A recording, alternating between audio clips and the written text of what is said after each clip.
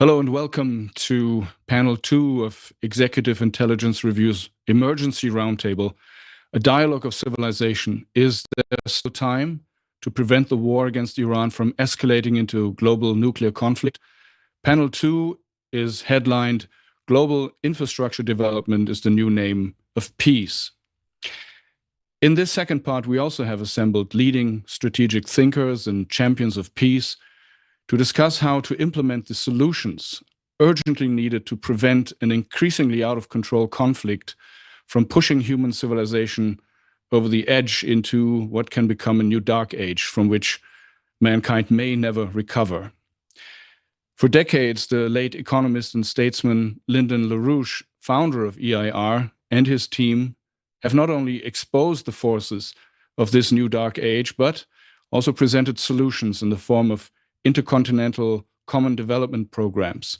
These include the OASIS plan for Southwest Asia, which is, of course, the focus of both of the panels today and the discussion, but also the Eurasian Land Bridge, also known as the New Silk Road, which all aim to boost prosperity and improve quality of life for all.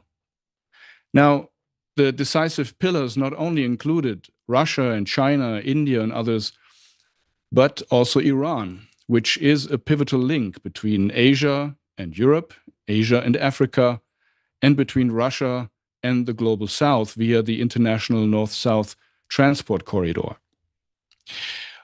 Not surprisingly, some mouthpieces of the geopolitical war faction, such as the Jamestown Foundation in Washington, D.C., have recently reported, and not without glee, that the attack on Iran, and I quote, derails Eurasian transport development. Now, this report lists all the major developments since the first Silk Road train from China arrived in Iran 10 years ago, including the landmark strategic agreement signed in May 2025 by China, Iran, Kazakhstan, Turkmenistan, and Uzbekistan to build an $8 billion, 12,000-kilometer rail corridor. Now, this project alone exemplifies how states with different economic, social, and religious characteristics can collaborate under the umbrella of a shared vision. Such cooperation encourages dialogue between civilizations and will lead to a shared security and development framework in which the majority of nations will enjoy genuine security and equal participation in global affairs. Promoting this is also a much better option for European countries and, of course, even for the United States. Now, clearly, as we can see, the enemies of a civilized state of human affairs are aware of this battle between these two paradigms. But maybe many of our fellow citizens, especially in the global north and in Europe and the United States, maybe not. So this panel, called Global Infrastructure Development is the New Name of Peace, is dedicated to discussing and proposing ways to create a momentum for the implementation of such global development perspectives. Now, with that, I would like to move on to the presentations. I remind the speakers that each one has approximately 10 minutes, maybe a little bit more, for initial remarks. This will fill our first hour, and then this will allow us to have ample time for discussion in the second hour among the panelists, and maybe we will also have incoming questions. Now, it's my honor to introduce the first speaker, Donald Rabindranath Ramotar, if I'm pronouncing this correctly. It's an Indian name. He was born in 1950 in British Guyana, which was then a colony of the British Empire. He was, from 2011 to 2015, the president of Guyana, a country, for people who don't know, is located on the Atlantic coast of South America. It's bordered between Brazil to the south, Venezuela in the west, and Suriname in the east. Donald Ramatar is a politician since the 1960s and has been elected to the National Assembly several times. So I would like to give you the floor, and we're looking forward to your remarks. Thank you very much for your kind introduction. First, I'd like to say it's really tragic that we, at the time, we are experiencing probably the worst dangers to mankind, to our world. At the same time, we will experience an extremely hopeful scientific gains. See the NASA program now exploring the moon, the far side of the moon, and mankind getting more and more knowledge of space. It is a pity that more of our resources, instead of going into wars and all of that, can go into some of these scientific areas like space exploration and so forth, which mankind can definitely benefit from immensely. Um, for some time now, we have been heading to the right. This crisis did not come upon us overnight. It's been there for a while, even longer than the Soviet Union collapsed. But I would like to begin there that gave impetus to the ambition of the United States that they should never challenge again militarily and any other way that they will remain the number one superpower and they will subjugate the world to whatever they like. And that process started way back in the 1990s, began with Clinton, started to expand NATO, and expanded further, accelerated under Bush in particular. And now we have the situation where we have in power a man who was elected largely because of a reflection of the masses in the United States opposing the status quo and look for change. Instead of bringing about changes, we see him to want to actually entrench the status quo in a very decisive kind of way. So that is part of the difficulty that we have.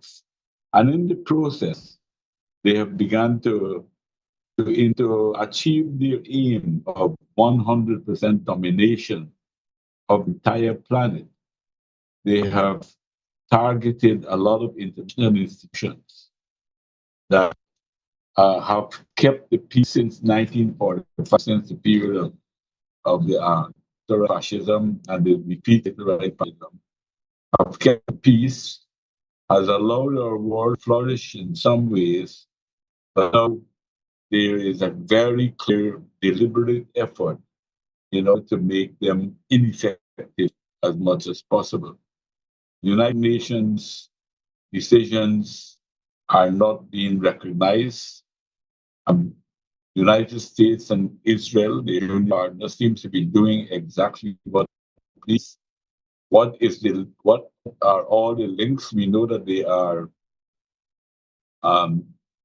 links in the sense that they have their links coincide along the way.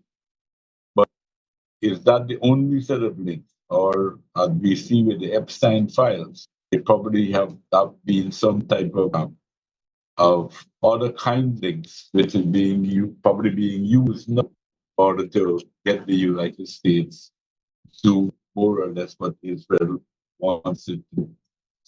And that is the reason for a lot of things we're having now. And for that reason, they have been focusing a lot of attention on any government that oppose or can form a kind of alternative.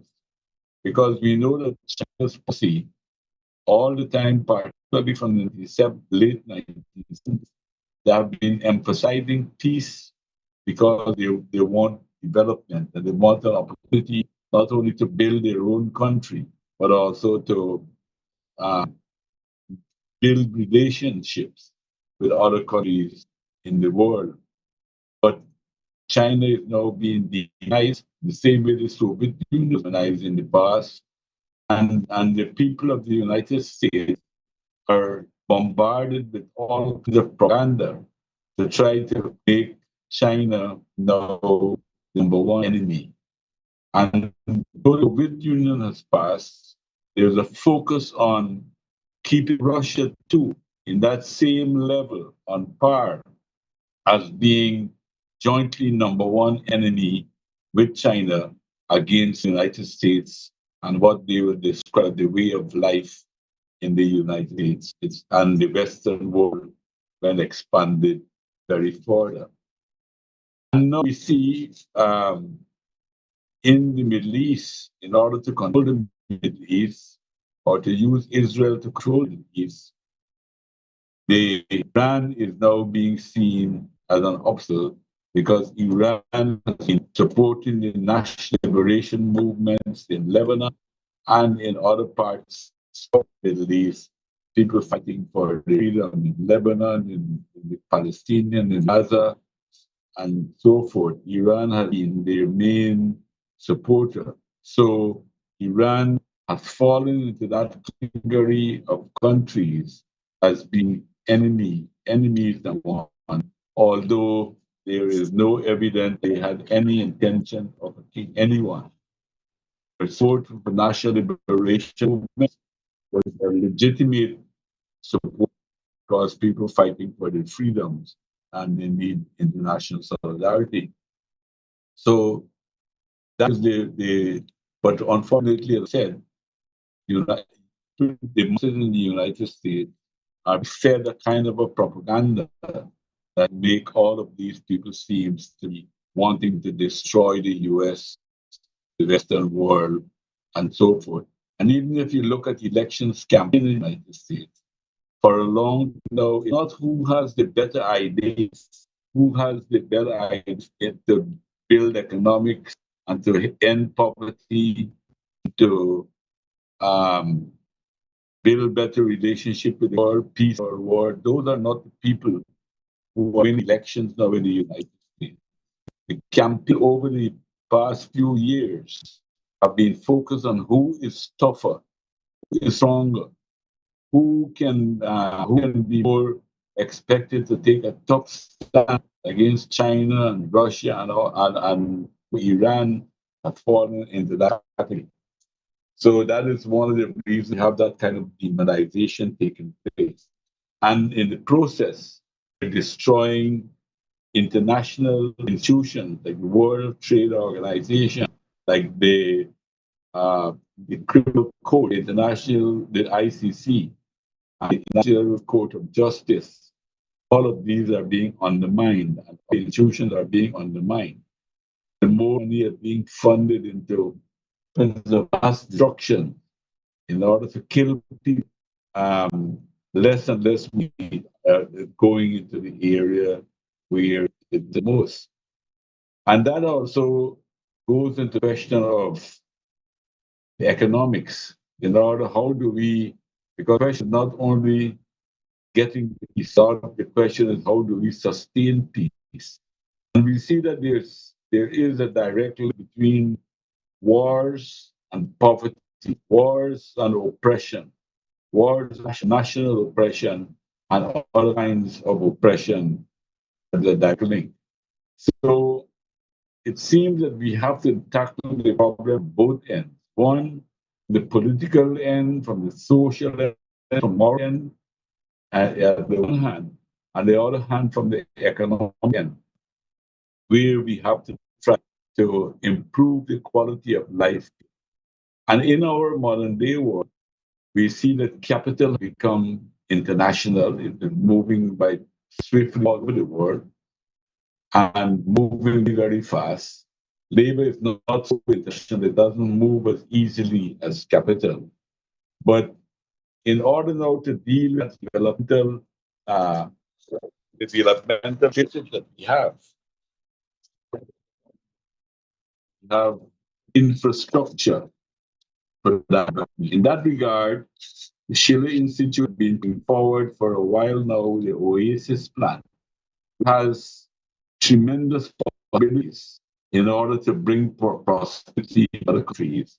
And so too is the Chinese initiative, the Belt and Road Initiative in China, which is more or less focused on the infrastructure to have sustained economic development with on the infrastructure of different continents in a way that we will have a win-win type situation where the resources of the world can be used to the benefit of other people.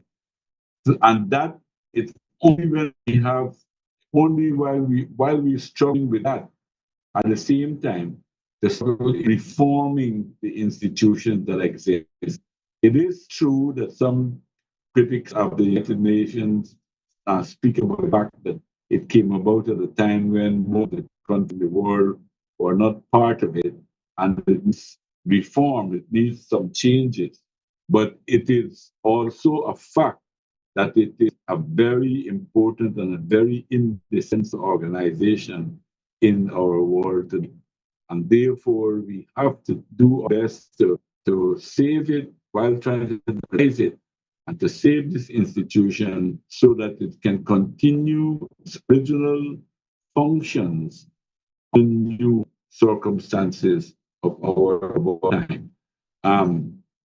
And I think that a lot of work also has to be done in the propaganda area as well, in order to disabuse the minds of people who feel, many the mass of people in the West who are daily pumped with propaganda to make them feel that countries like China, Russia, and now Iran and are enemies of the West, playing down the possibilities for cooperation and for development. That is what I would like to say in my initial opening remarks for the contribution to the discussion period.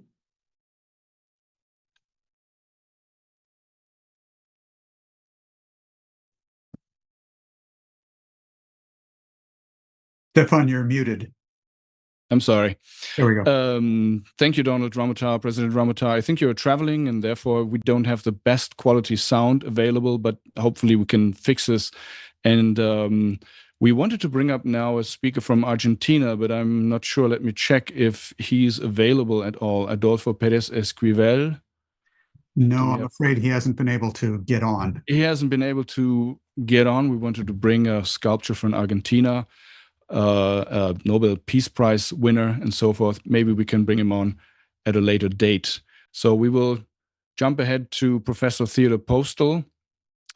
He is a professor emeritus of science, technology, and international security at MIT.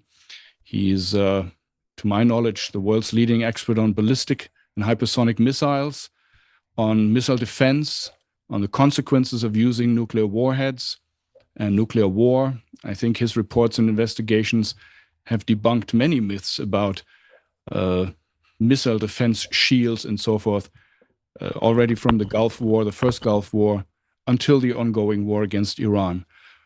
So, Professor Postol, we are happy to have you on, and please start your presentation. Well, thank you very much. I thought that it would be important to help people understand the immediate reality or a danger that we're currently facing. And my purpose is really to be absolutely blunt, is to shock people with certain detailed facts of the situation.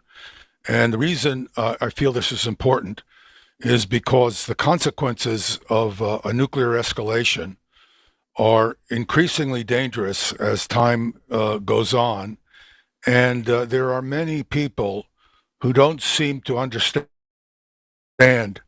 how dangerous this is and how devastating the consequences would be if nuclear weapons were used. Now, we've come to a point in the war between Iran, the United States, and Israel, where the weight of initiative has gone to Iran. The Americans, of course, are deceptively talking about how defeated Iran is. Of course, Iran has been taking and will continue to take tremendous amounts of damage from the onslaught of American and Israeli attacks. But the fact of the matter is, from a point of view of Iran's capability to inflict unacceptable damage to both the American and Israeli forces, has created a situation where where basically, I would say, to put it in a rather crude terms, Iran and Israel and the United States are in effect losing the war, and the effectiveness of Iran's ballistic missiles and drone attacks has really been quite spectacular. I have to say myself, I took Iran's capabilities in both these areas quite seriously, but I was not prepared for how effective the Iranians have been. And it's also pretty clear, it's quite clear, they will continue to be very effective. Now, the consequence of this is that as the war continues, and it will, because the Iranians are not going to give up in spite of false claims by Donald Trump that they're negotiating with the Americans. The fact of the matter is that the Israelis are going to become more and more desperate as this war continues. The problem with this is the Israeli government is controlled by a group of messianic extremists, people who seem to have no, they quite bluntly sort of belong in the 8th or 9th century BC in their mindset about the world. And I am extremely concerned, and I think others would agree with me on this, that as things that continue to deteriorate for Israel, these very extreme political leaders in Israel could actually use nuclear weapons at some point against Iran. Now, a very important point, that the real main point I want to make in this discussion is that Iran does have the ability, even though Iran has not yet built nuclear weapons, Iran does have the capability to put together a nuclear strike force in a relatively short period of time, even if Iran has been attacked with multiple nuclear weapons from Israel. So it's extremely important that anybody who is in a position to argue against this understands that, and particularly I'm thinking in the Israeli government, understands that such an attack will result in the end of Israel being a state, because the Iranians can strike back with enough power to be able to basically destroy Israel in retaliation. The retaliation may come a day later if plans have already been made, or it may come a week later or even a month or two later, because it depends on how quickly Iran can put together its nuclear weapons from the materials it has in hand. I won't spend much time on this because I think at the moment it's more important to focus on the consequences of this attack. But just to give people a sense of Iran's stockpile, Iran has about 10 or 11 atomic bombs. These are atomic bombs of the power that destroyed Hiroshima. And it's in the form of uranium hexafluoride at 60% enrichment. And the additional enrichment that Iran is capable of doing, I want to underscore, Iran has the equipment to enrich this material adequately for atomic bombs within weeks or months or possibly even a shorter time. So the fact that Iran has chosen not to weaponize this material yet does not mean it won't be able to respond. Iran also has a tremendous manufacturing and capability, all of which is underground, and it will be possible for Iran to respond. This is a typical container that can carry roughly one atomic bomb worth of enriched uranium in the form of uranium hexafluoride. And just to give you a sense of the size of these containers, here are the 10 or 11 containers you would need to carry the 10 or 11 atomic bombs worth of enriched uranium hexafluoride. So it's easily moved around, and it was predictable.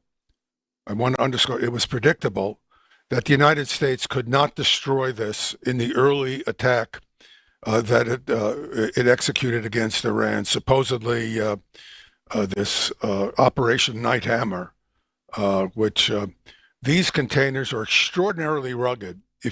If by accident, and I want to underscore, by accident, you knew where these containers were stored. Incidentally, all the containers don't have to be stored together, of course. If you hit the cave, the underground installation, and you managed to cave in the cave, if it was not deep enough that you couldn't get to it, which incidentally is likely you wouldn't, the worst that could happen is the cave would collapse, and then the Iranians could come in later and just dig out these containers undamaged. So the chances that the Iranians don't have this material is effectively near zero. So I'm not going to spend any time explaining to you what these materials look like. Let me just quickly show you. These are centrifuges. I won't spend any time talking about them. These are the devices which Iran would use to concentrate the 60% enriched uranium to maybe 87, 88%, or 90% weapons-grade material. And just to give you a sense of how quickly this could be done, if you imagine you had 10% enriched uranium hexafluoride, and you had cycles of enrichment using these centrifuges, each cycle would take a strip. Think of it as like having water and sugar in mixed together, and you want to take the sugar and boil off the water. So each unit of time, you boil off roughly the same amount of water. So when you're at 50% enrichment, which is, they're now at 60%, boiling off this last piece of fraction of water takes almost no effort. So that's where Iran is at this time. And the net result is that they can then easily convert this material to uranium metal and then build an atomic bomb of a very simple design. This is just a notional design, but the bomb that the United States dropped on Hiroshima was never tested. That's because uranium is plutonium is difficult to assemble. You need a complicated assembly mechanism, which I won't go into here. But uranium is just, you push the stuff together.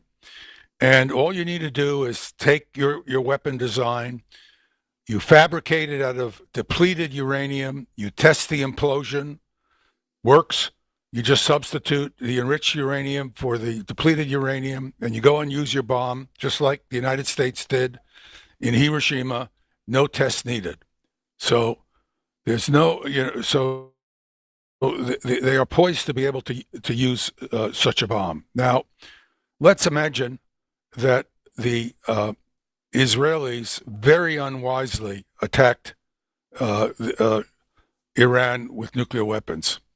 Well, then let me also point out that it is very unlikely, based on what we know, that Iran would preemptively attack Israel with nuclear weapons. The Iranians are not suicidal. They have shown very great restraint, and they've shown very great restraint with their program, and they understand that it would be suicidal to attack Israel with nuclear weapons, since Israel has nuclear weapons and could and would respond. But it's not so clear that the Israelis wouldn't strike at them because of the extremist character of the Israeli political elite. So my point here is to explain to everyone, but in particular to Israelis who do not want to see their country destroyed, that an attack on Iran with nuclear weapons will result in the destruction of Israel. And that's important to understand, because there are certainly very rational Israelis who might, first of all, political leadership might sober up. And secondly, there are very rational people working in the Israeli government who might just say, sorry, Mr. Netanyahu, we're not following that order. So I'm really hoping to sober up people with these facts. Trying to be candid here. Here is an example of an attack that I might plan. Let me say me. I'm saying me because I know a lot about the weapons effects, and so would the Iranian political military targeter. Now, the military targeter has just seen their country attacked with nuclear weapons. We have to put ourselves in the mindset of the targeter. That targeter wants to do the maximum damage to Israel in response. We have 11 nuclear weapons. The targeter might take 3. Tel Aviv is the most populated city in Israel. There's more of Tel Aviv than is shown here. And you just place 3 bombs down. These are nuclear weapons that are 15 kilotons in yield. They're Hiroshima, so they're low-yield nuclear weapons by modern standards. Now, the yellow regions, which are shown here with a sharp yellow line, these are the regions that fires would be initiated from the fireball. It's a mistake to think of blast as what does damage and kills people. These weapons ignite fires at much greater range than blast is important. What I've shown here is an icon of a fireball. What is a fireball? This nuclear weapon detonates. A very large amount of energy is released in a very short interval of time. The temperature at the center of the weapon, this is an atomic weapon now, rises to maybe 10 million degrees Kelvin. The surface of the sun is about 6,000 degrees Kelvin. And so 10 million degrees is an enormous temperature. It heats the air immediately around it to maybe 1 million degrees as cooling. That 1 million degree small volume of air violently expands outward and creates a fireball of hundreds of meters in diameter. So now this hundreds of meters of diameter fireball is rapidly cooling as it expands out violently. When it expands out violently, it acts like a fast-moving piston on the surrounding air. The density of the air inside the fireball is maybe 1% that of sea level. The expanding fireball acts like a fast-moving piston on the surrounding air, so it creates a shell of condensed air, of dense air that creates a shock wave. But the most damaging part of that fireball is the 8,000 degrees Kelvin the fireball is when it reaches its maximum size. 8,000 degrees Kelvin is about a couple of thousand degrees Kelvin hotter than the surface of the sun, and each unit area of that fireball is radiating 3 or 4 times as much light and heat as its equivalent area at the surface of the sun. And this is only kilometers away from the ground, whereas the sun is 150 million kilometers from the earth. So this sets fires everywhere. Notice that there's, in this particular attack, which is diabolically constructed to cause as much damage and kill as many people as possible, I have intentionally left regions which would not be immediately set on fire. And the reason for this is I'm going to depend on a firestorm that develops to cause extreme damage to an even bigger area than the individual bombs cause damage in. So initially you get fires started everywhere. And to give you a sense of how intense that can be, this is the atomic mushroom cloud from Nagasaki. Here you see the cloud, which is mostly condensed water vapor, filled, of course, with very radioactive material.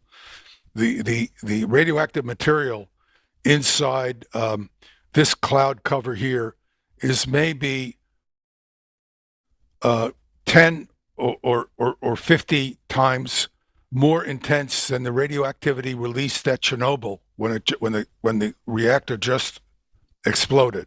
The radioactivity is going to drop at a very fast rate, but it's going to be tremendously high for a long time.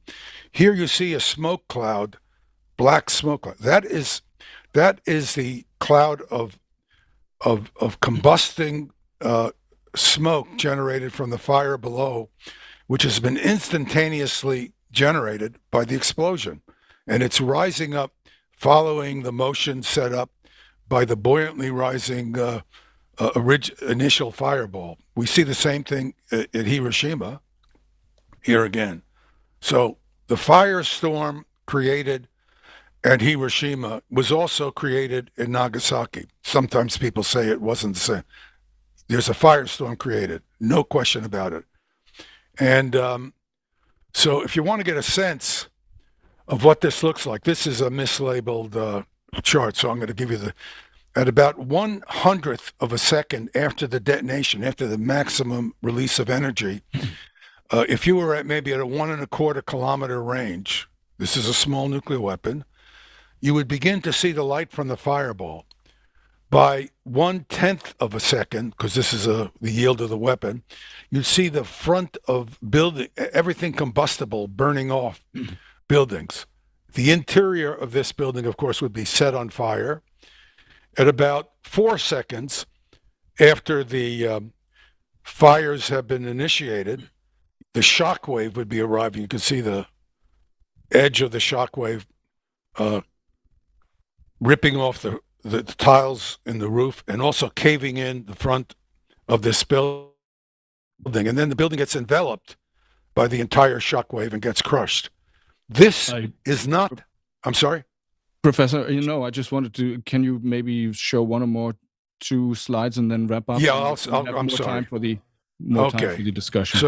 So basically what happens is you set a fire that's over a vast area. This is set up by updraft of winds, and you get a rainstorm. This is actually from Hiroshima, and basically you would get a rainstorm of radioactive black rain that would fall around, downwind of the fire zone. And if people were caught in the streets, the intensity of the fire would be large enough that there would be tornadoes in the streets. The air temperature would be above the boiling point of water. The air speeds would be hurricane force. And if you were in the street trying to escape, you would be basically incinerated in the open street. And if you were in a shelter, you would basically be roasted. And I'll stop there. Oh my God. You stopped at the wrong picture, Professor. I stopped at the wrong picture? No. I mean, you have achieved your goal of really shocking us into reality. Well, I'm sorry to go so fast. No, that's okay. I didn't want My point is I want to make this real. I don't want this to be abstract. Absolutely. I think it's important that people understand what we are dealing with here. We don't want this to occur. That's the point I'm making. And we need to understand the reality in order to generate a sensible amount of concern about what would happen if we let this thing get out of control. You're absolutely right. And I hope that this presentation will somehow find a way to the more rational voices and the sane voices, people inside, the region, and especially in Israel, because with these messianic extremists, you cannot really exchange any rational word. Now, I think we but will come back. We will come back to your discussion I'm a sure. little bit later. We have two Of course. more Please go. presentations Yes. that we will have. Sorry to have taken more time. That's all right. I mean, we will pick this up at the discussion later on. We'll have ample time to discuss this. Great. But unfortunately, we cannot have Dr. Izzeldin Abuelaish on because somehow he was held up or something came in between. He's, of course, a very important figure in the whole fight for peace. I hope we can bring him on at a later date at the next discussion or at one of the IPC sessions on Friday. We have now a video that was sent in by Chandra Muzaffar. He's a Malaysian political scientist who has lectured at various universities in Malaysia. He founded the International Movement for a Just World, abbreviated JUST, to educate the public on the principles of global justice, and he is the JUST's president. So he's also a very prolific writer and scholar on religion, ethics, and a just world order. We would like to see the video now. The title of my presentation is there still time to prevent the war against Iran from escalating into a global nuclear conflict? One really doesn't know whether it will lead to a nuclear conflict. What we do know is that the two aggressors in this conflict, Israel and the United States, are both nuclear powers. They are armed with powerful nuclear weapons. We also know that two other countries which are watching this conflict very carefully are also nuclear powers, Russia and China. So there is this danger, but we don't want to speculate on this. What we know for certain is that if we don't stop the war, immediately things are going to get much worse. There'll be more deaths, there'll be more destruction, there'll be more devastation. And at the same time, political tensions will increase, and we would be exposed to this danger of some sort of major conflict erupting. As far as the global economy is concerned, we know that the 5-week war that has been going on is already having a devastating impact upon the global economy. Energy prices, prices connected with goods, services, transportation, international trade, commerce, everything will be very badly affected. It will get much worse. So our call right from the beginning has been to stop the war. To stop the war immediately. And we convey this message especially to Israel and the United States. Why? Because it is Israel and the United States that started this war. Israel wanted this war. The United States gave it full support. And Iran has been retaliating. But the real culprits would be Israel and the United States as far as this war is concerned. We have to convey to them that the situation is bad, as we just described, politics, tension, security, the global economy, and all the rest of it. But we also have to convey to them something else, which may not mean anything to the United States and Israel. Let's remind them that if you attack Israel, if you attack Iran, you're attacking one of the oldest civilizations in the world. It's perhaps 6,000, 7,000 years old. It is a rich civilization.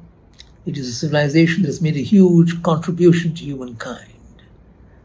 And if you attack them, it means you'll be destroying some of those monuments, historical sites, which have been there for thousands of years.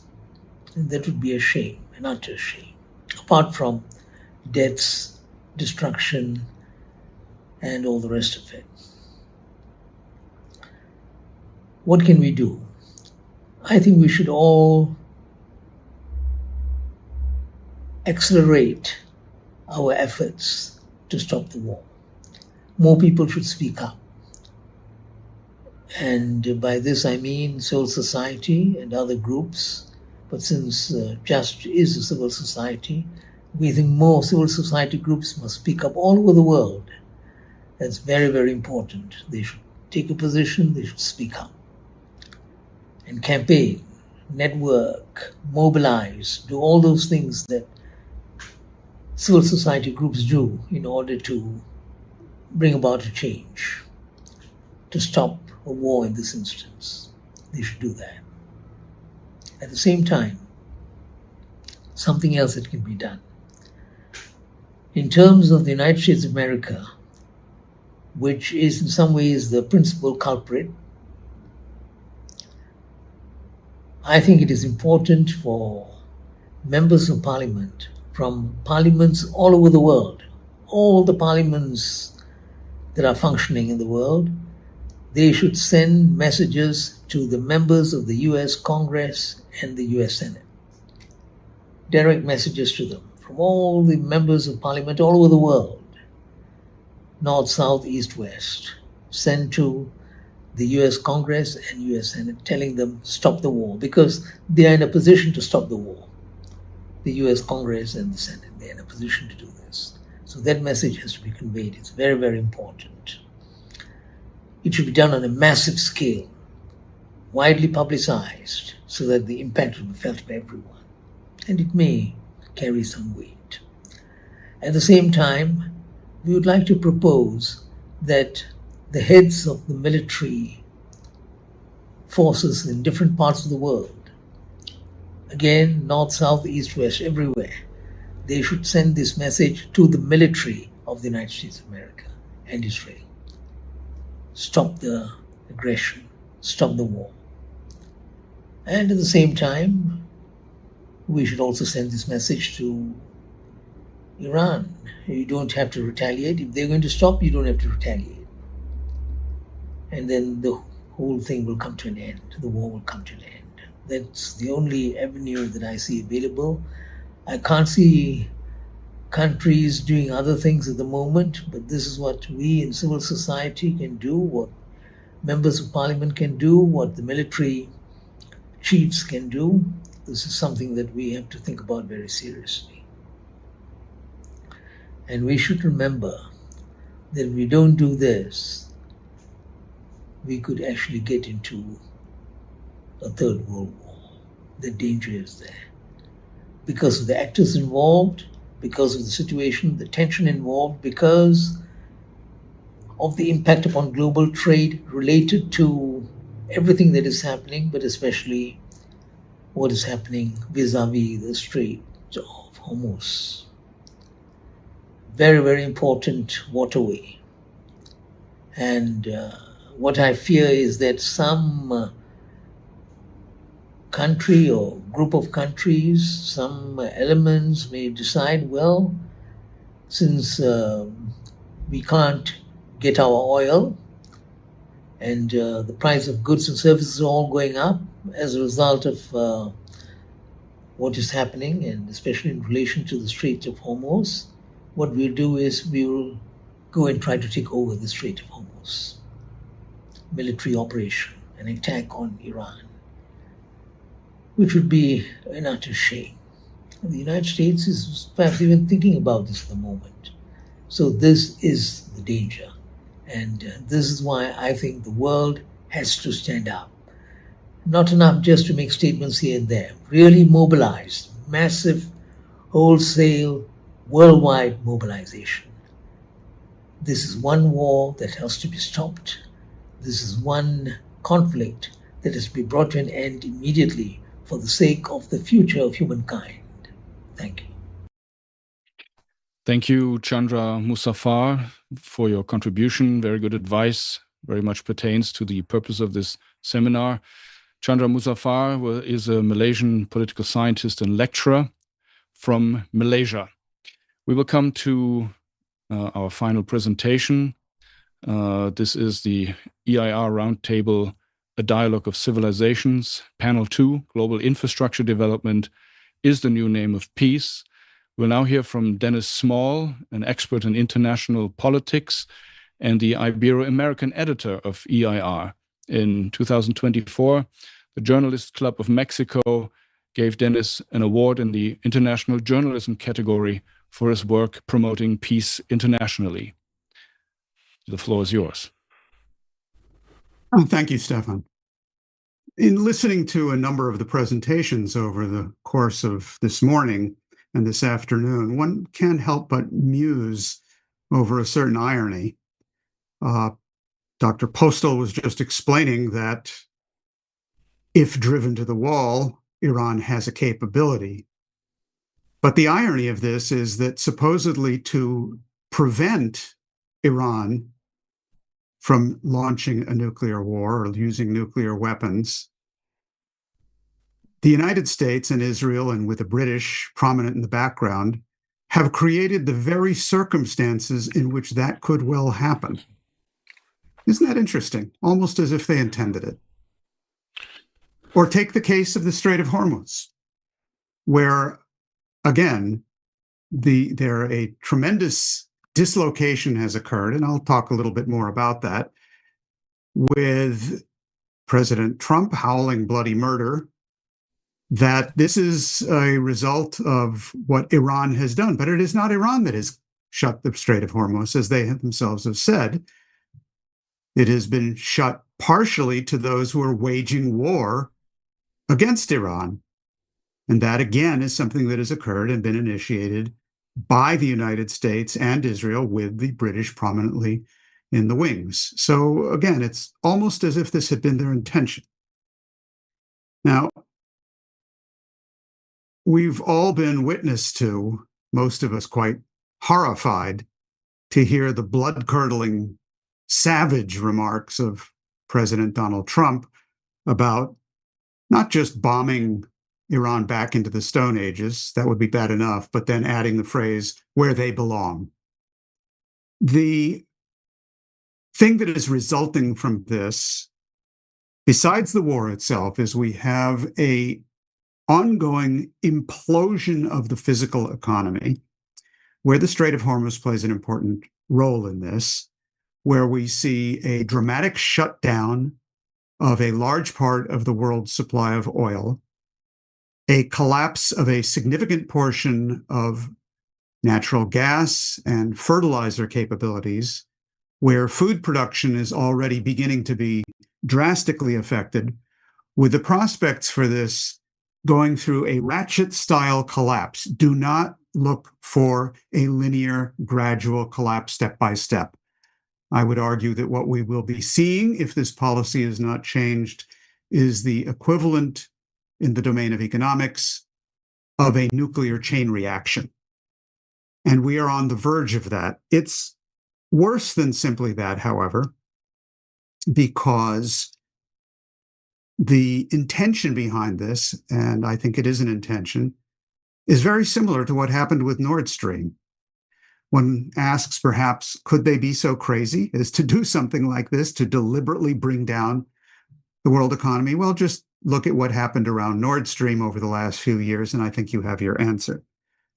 But what makes this worse is the fact that this physical economic collapse underway already is intersecting a blowout of the global financial system and of a speculative bubble, which now totals over $2.4 quadrillion. And it is the relationship of these two things, a physical economic collapse and an out-of-control speculative financial bubble, that has brought the world to the edge of a new dark age. And a new dark age whose effect and consequences is arguably greater in its damage than the damage done by war, other than nuclear war, of course. But other than that, that is the nature of what we're facing. My argument, my thesis to you today, and what I will say is that to understand this process, if we understand exactly how this collapse function works, why it is nonlinear, why we are toying with utter destruction, actually provides us with a key, the very secret to solving the crisis. And that has to do with the fact that the nature of economic growth and of political solutions requires the deployment, the recognition, the deployment, and the generalization of an absolutely unique human characteristic, a moral intention of action, which is the supreme power that shapes the physical universe around us. It is the non-use of that capability or its misuse which has brought us to the edge of this kind of nonlinear collapse, and it is that capability which provides the solution. Now, let me get into some specifics. Let me begin by showing you a map. This is a map which indicates what many authorities, experts in the field, say are the 150 border conflicts in existence on the planet today. I have not counted the dots. It may be 250 or it may just be 100. I don't know. But we're talking about 150 border conflicts, and almost every single one of these has been created by and left behind by the British Empire intentionally for the purpose of having a world where they can control choke points, as they refer to them. This goes all the way back to the geopolitics of Alfred Mackinder, of Alfred Mahan, and so on. Control choke points for the purpose of doing what the word indicates, choke the rest of the world, and use border conflicts to provoke a state of war of each against all, which would have made Thomas Hobbes proud. Now, let me just do something very simple, which is to draw a little ellipse around the area of maximum concentration of these border conflicts. It's true there are many also in the African region, and we don't need to get into detailed comparisons, but this area, which is the area of our immediate concern involving Southern Asia, Southwest Asia, the crossroads of the BRICS, the Belt and Road Initiative, the expansion of that into Africa, the development of the Global South, that is exactly the area that is being targeted with the dangerous situation that we have today. Now, the Strait of Hormuz, as has been mentioned here before, let's see, is that? Yeah, I think I did stop sharing that. That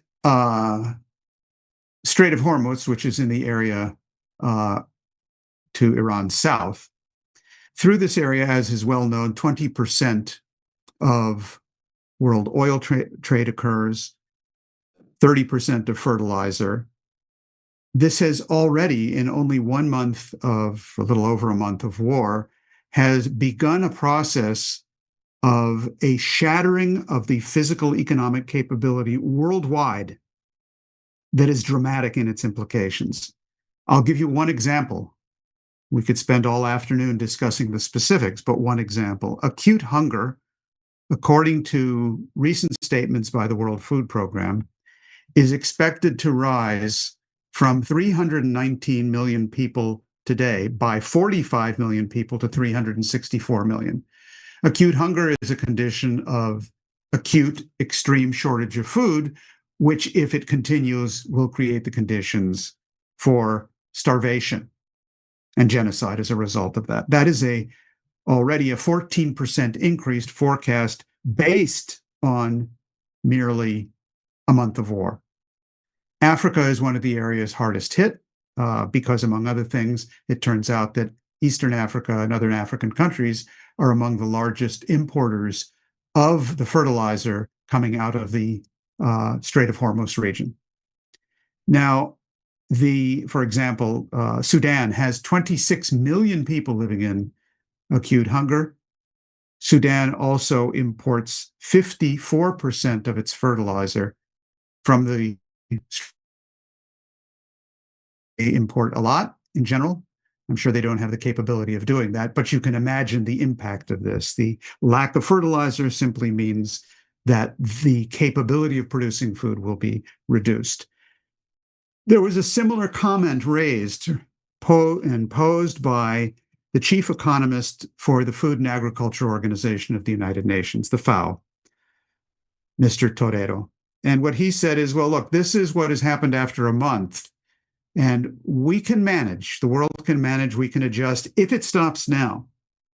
But if this continues for 3 months, it will have unleashed a process which is unstoppable, or unstoppable without producing tremendous dramatic damage. Now, I think that what Mr. Torero is pointing to is at the center of the issue of both the problem and the solution.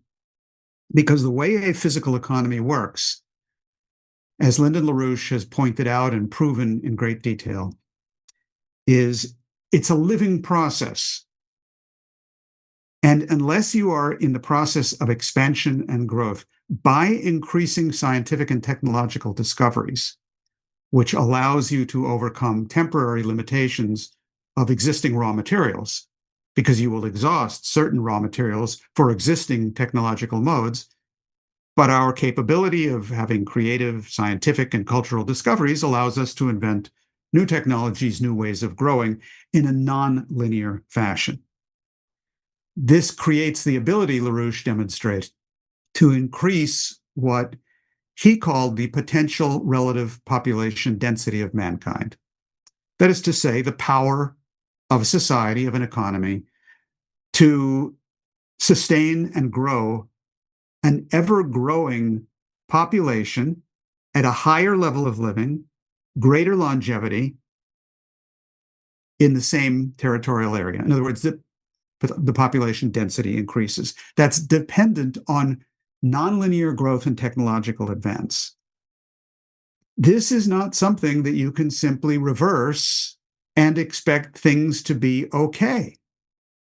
You cannot simply kill a living process and then say, oh no, let's reverse it and bring it alive again.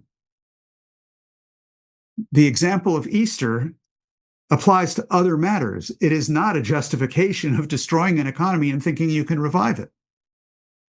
And what we are playing with, therefore, is a very fundamental law of the physical universe by what we have unleashed and are allowing to be unleashed in this situation. Look at the situation of Nord Stream. It's not just that a couple of gas pipelines were blown up.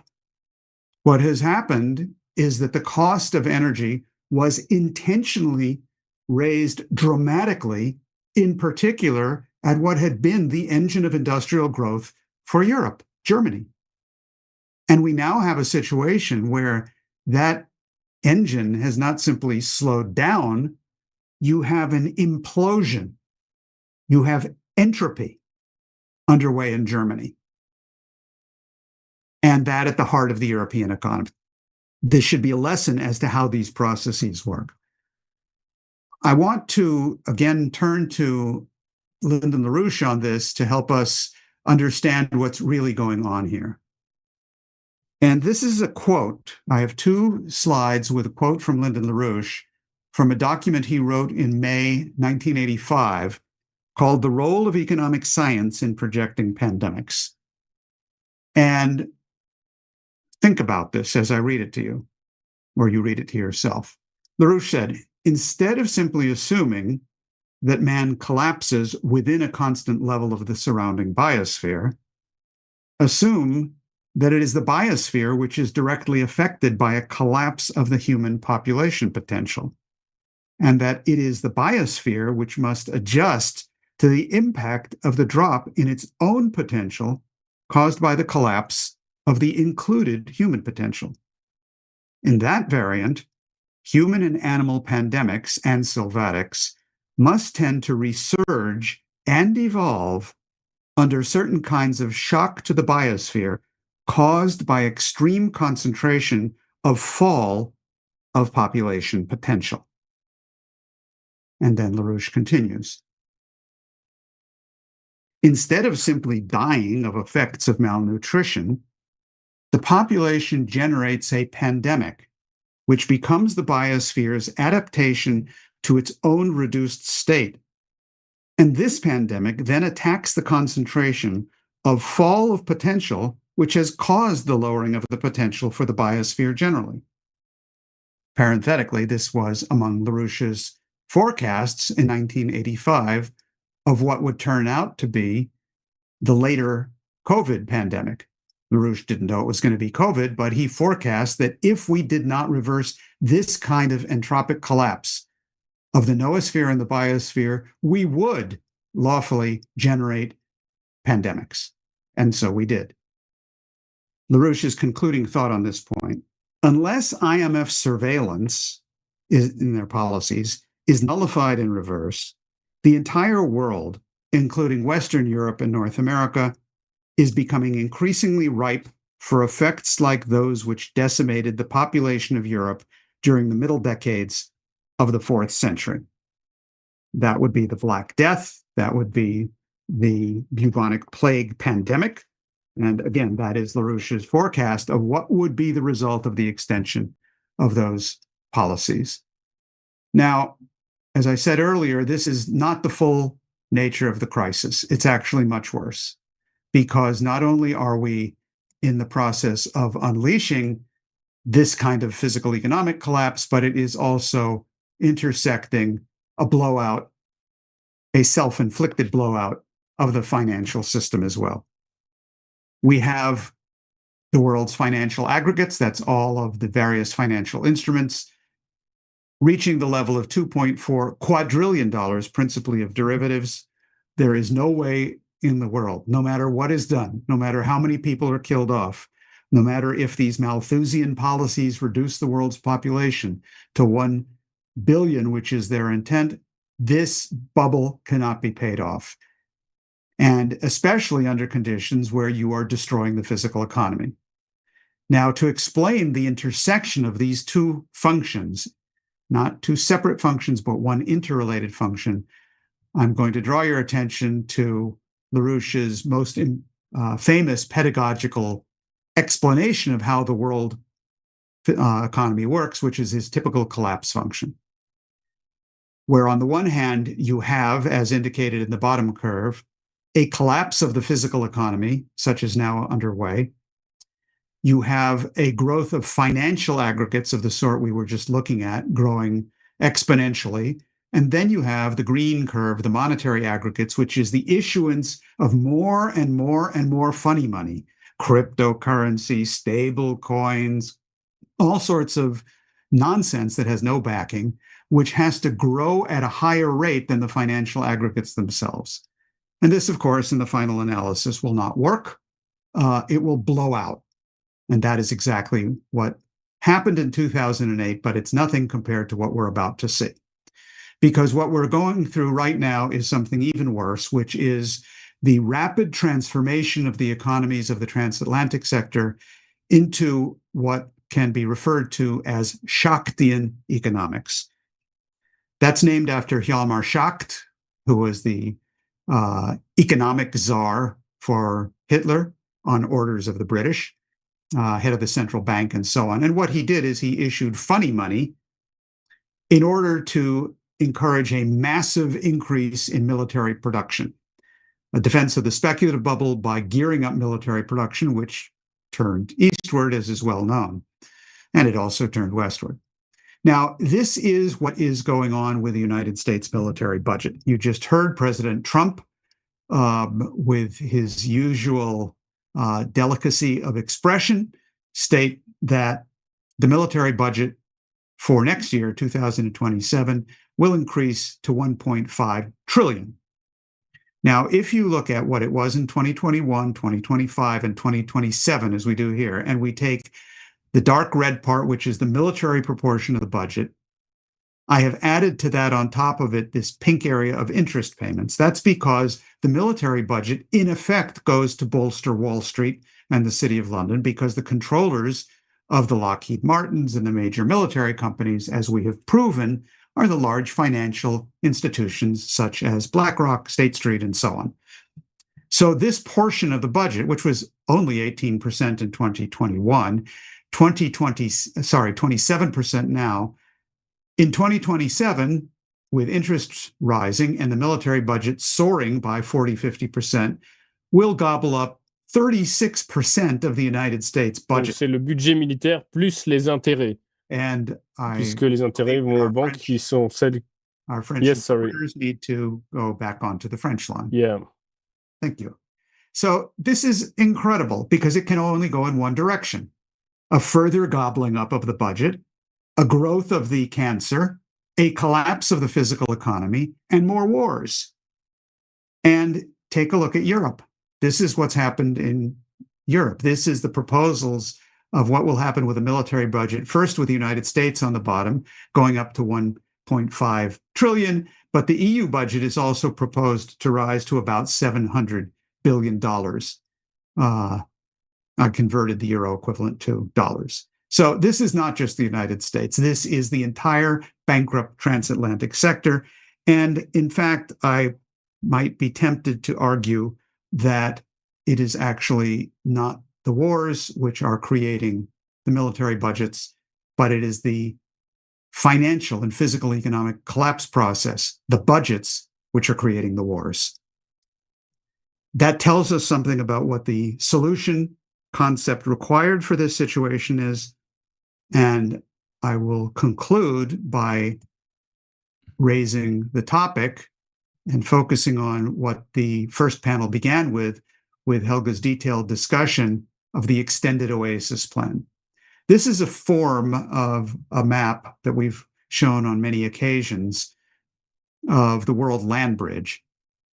I've marked off in red a route from India to Europe and to Russia, which is largely interrupted because of the destruction of Nord Stream and also the fact that the Red Sea is not exactly very navigable these days. And left in green, what is the future, the direction for which countries like Iran, the BRICS countries, Russia, China, and so on, have no choice but to do, which is to look south and look east. And I have emphasized here two things. One is the International North-South Transportation Corridor. This extends from Mumbai on on India's west coast by sea to the port of Chabahar in Iran. Through Iran by rail, the proposal is to continue by rail. There's a 15-kilometer stretch which has not yet been completed, but then up through into Russia, up to Moscow, up to St. Petersburg. This is extremely important for India, for Iran, for Russia. It's a corridor of development. Now, the other one that I've drawn here is principally the China-Pakistan Economic Corridor, which is a major part of the Belt and Road Initiative, which goes from China down really right next door to the port of Chabahar, but to the Pakistani port of Gwadar. And then from there connecting over to Shanghai and Shanghai, the maritime quarters, to the South America coast and so on. Now, I do these two together because this is an area of conflict, not just the war against Iran. This is an area of plenty of conflict around Afghanistan, India, China, Pakistan, the disputed areas, and so on. The only way any of this is going to work is if each and all of the nations take a look at the prospects of the world and choose the kind of cooperation that's implied by working jointly in this direction instead of what is otherwise the direction of the planet, which is towards nuclear war and towards an entropic collapse of the biosphere and the noosphere. We must enable, activate, and generalize that unique capability that produces anti-entropic physical economic growth, which is the actual true nature of the dignity of man. Thank you. Thank you so much, Dennis. I think that's a very fascinating map that you showed, and it corresponds very clearly with what Helga had laid out in her keynote in panel 1, which anyone who hasn't seen panel 1 yet has to see as a must-see. So let's bring up the panel. We have on your camera and take away that nice glass that sits in front of your camera and blocks you. Yes, we have Dennis Small, and we welcome also Helga Zeppler-Rusch, the editor-in-chief of EIR and the president and founder of the Schiller Institute. Now, Helga, you have not been on this panel, but I'm sure you have watched all the contributions. What is your take on what's been said on panel 2 so far? Well, I think that the immediacy of the war danger is in stark contrast to the awareness of the world public. And most recently, we had the Easter marches in Germany, and according to the media, they had a lower turnout than last year, and last year was already very miserable. So I think we have a huge obligation to make sure that the presentations of this, especially the second panel, really get into the pores of society, not only in Germany, but many countries as possible. And that's what we should, among other things, discuss, because if people would be aware, how close the annihilation of civilization is, they would be in the streets. So that's just one thought I had listening to these presentations of both Professor Postol and Chandra Muzaffar in particular. I would like to follow up on something with you, Helga, because Chandra Muzaffar said very clearly that this is an attack, the attack on Iran is an attack on an ancient civilization, maybe 7,000 years old. Also in panel 1, the ambassador Hassasian has spoken about the resilience of the Iranian civilization. Now, civilization is not something that archaeologists dig up from, rubble sites or so. It seems to be a body of culture that is very much alive and organic. Now, what do you think is... there's also a question that came in. Somebody said that Iranian President Khatami has already called for a dialogue of civilization in 1998. What do you think, Helga, is the role of the idea of civilization in averting the worst today and rebuilding the economy and global relations? Well, I think that the original idea of the dialogue of civilization actually comes from an old friend of the Schiller Institute, that's Professor Köchler, who in 1972 was a student at that time at the university in Innsbruck. And they came up with this idea and got it actually into the UNESCO. And then I don't know of how many ways it was picked up later by President Khatami, and it made it into the UNESCO proceedings in 2001. So I think, even in the UN, there is right now the absolute possibility to again revive that. And, I have the idea that what we have to do with this approach, there's a lot of discussion about the need to have the United Nations reform because it's not functioning. The UN Security Council doesn't function because of the veto, but there is no replacement because you need a representation of all nations on the planet. And I think that if we could, maybe via the BRICS, maybe via the SCO, get this idea of a dialogue of civilization and cultures back on the agenda, I think it's the only way, because only if you know the beauty of the cultural contribution of the other nation, the other culture, the other civilization, that you overcome this dehumanization. I did not want to quote too many quotes of President Trump and Minister Secretary of War Hexet, because it's becomes really unbelievable what these people, who are after all representatives of governments, are saying. But I think we need to have back the idea of the image of man as it was portrayed in Confucianism, in Hinduism, in the great Vedic writings, in the Rig Vedas, in other great ancient writings, for example, in Egypt, where the idea of monotheism appeared for the first time, which then influenced very much the Greek cradle of European civilization. I think if people do not know what an incredible effort it was of the humankind to arrive where we are, they lose respect. And I think we have right now a dehumanization of the international dialogue, which I think we urgently have to revive. And, the the supreme leader Khamenei, who was killed, he was fluent in 4 languages. He would read French classics in the original. I was told that he was just reading Les Miserables by Victor Hugo in the French original. I have not seen any European leader who even would know these matters or speak about them, So I think we have to take the challenge up from, of a dialogue of civilization, of the people to people, because the leadership is obviously failing.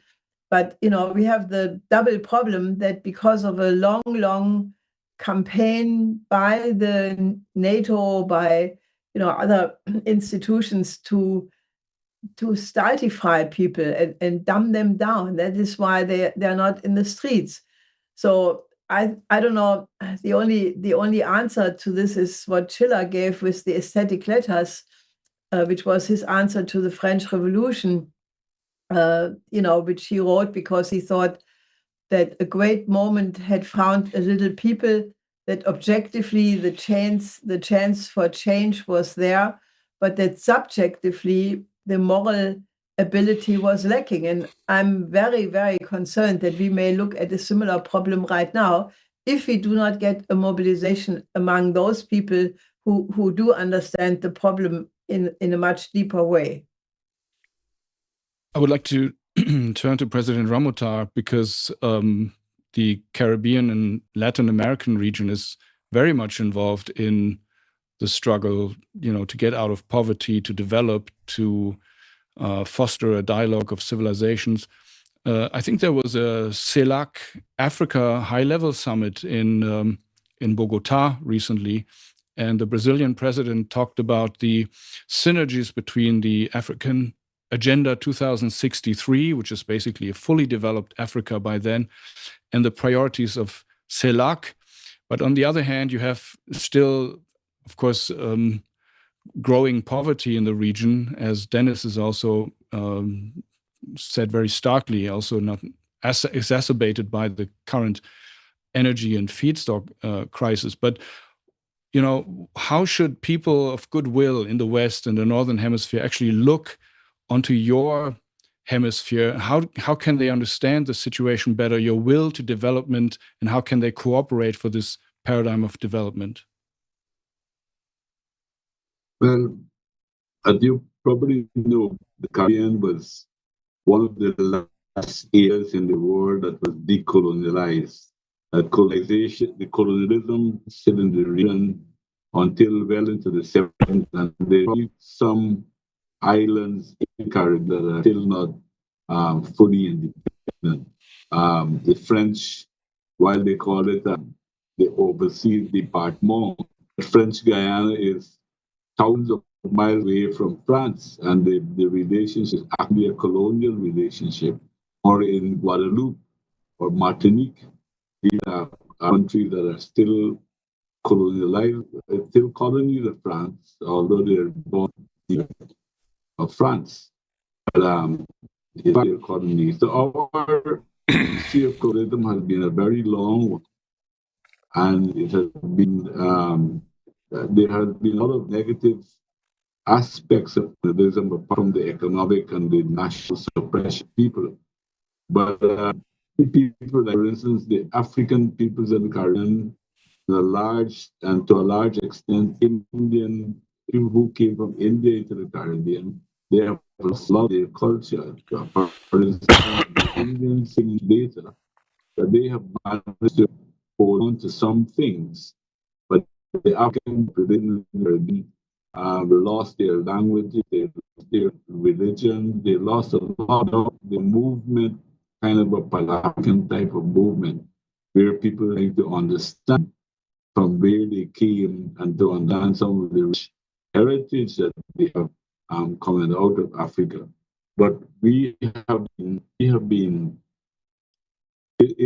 struggle in the Caribbean still continues, not only for the economic point of view, to have betterment and to improve the conditions of people in the Caribbean, but it's a fight also to liberate our minds, the dominance of Caribbean history, and some of that reflected in some of our songs by Bob Marley. You hear him singing songs like Emancipate Yourself, Mental Slavery, and so forth.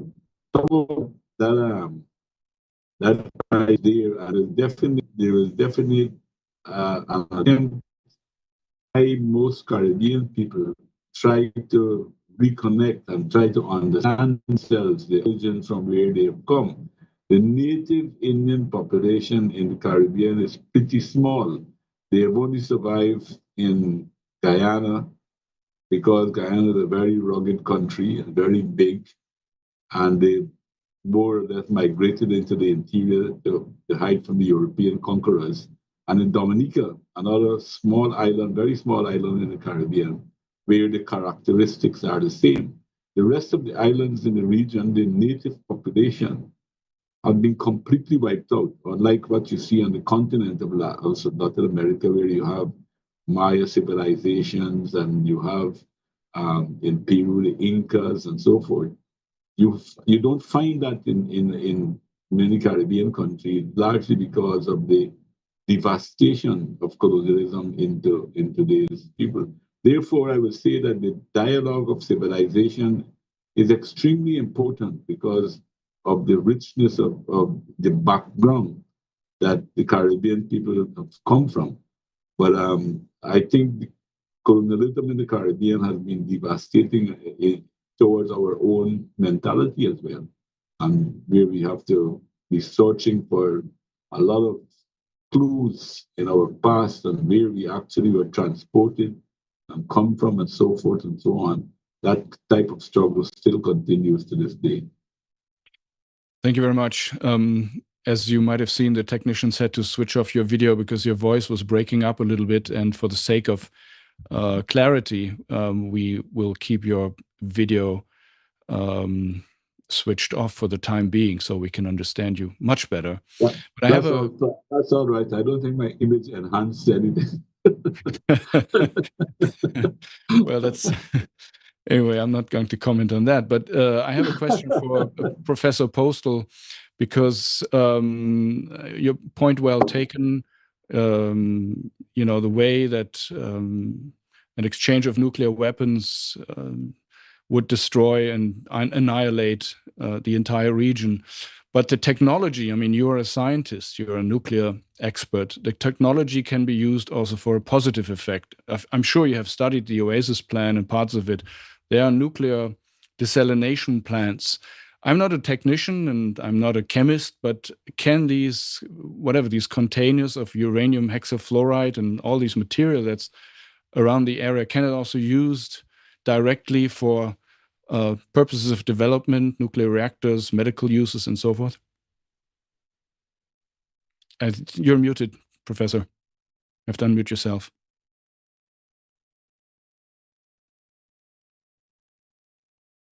I think that's, of course, correct, but I'd actually be interested in Dennis's reaction to what I'm about to say. I mean, what Dennis is actually saying, and I think I understood him, unfortunately, is that the interlocking, the collective character of the global economic situation and global supplies is going to cause, and I agree. I mean, everything I understand, which is not as much as Dennis does on this, but what I do understand is that we are heading toward a major economic catastrophe, which might kill more people than a nuclear catastrophe in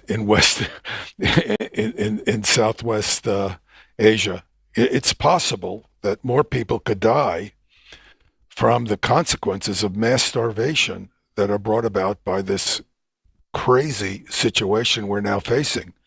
When I first learned during the 2008-2009 economic crisis, I of course didn't understand anything about what was going on. When I first learned about what a credit default swap was, my first reaction was, I'm sure I don't understand this. I mean, it was my reaction. I just can't believe that I must not understand this, because it was so crazy and so obviously massively destabilizing that I could not believe anybody who understood what they were doing, even if you're a financier. I couldn't believe that anybody would institute this kind of financial instrument. And we're now back at it. Not just back at it, we've continued at it, and the the economic structure is the key to keeping these economic, the material things moving, along with, of course, the oil and fertilizers and other materials. And we're facing multiple catastrophes on a scale that is